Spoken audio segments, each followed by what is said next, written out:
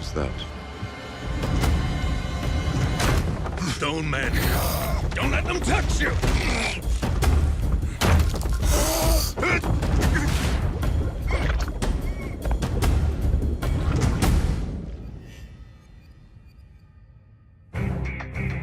Stone men suffer from grayscale.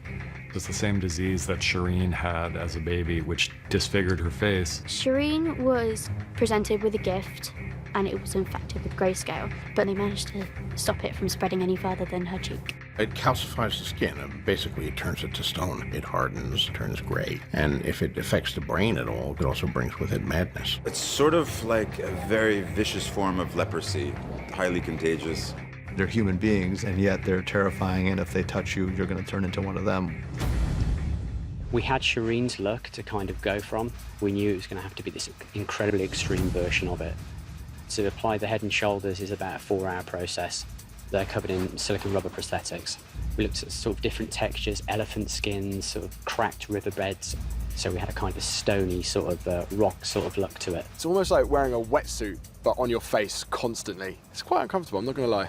When people start to succumb to grayscale, they're taken off to Valyria because no one else lives there. Valyria was a complete invention from the bottom up. You have descriptions from the book and from the script, but you have a lot of opportunity to create something special and something new. What we were able to do is build our polystyrene elements onto that existing bridge as though the stone men were within an arch of this much larger aqueduct. And what it meant was that Tyrion and Jorah were able to be on a boat travelling down this river and past the stone men in real time. In terms of the stuntmen, you know, they're really game for everything. When we come up into our positions, it's really slow motion, and then we sort of obviously go into the attack. They had to measure out specifically not only how far we needed to jump, but also the depth.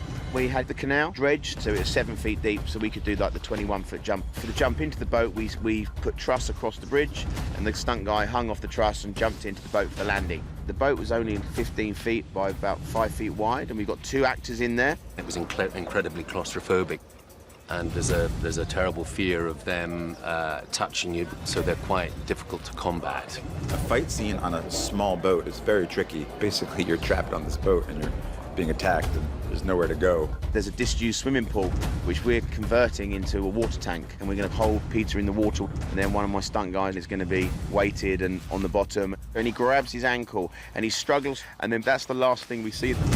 It was a very complex sequence to kind of figure out exactly how to treat it and how to make it work. And it was one of the most all-hands-on-deck sequences that we had to shoot.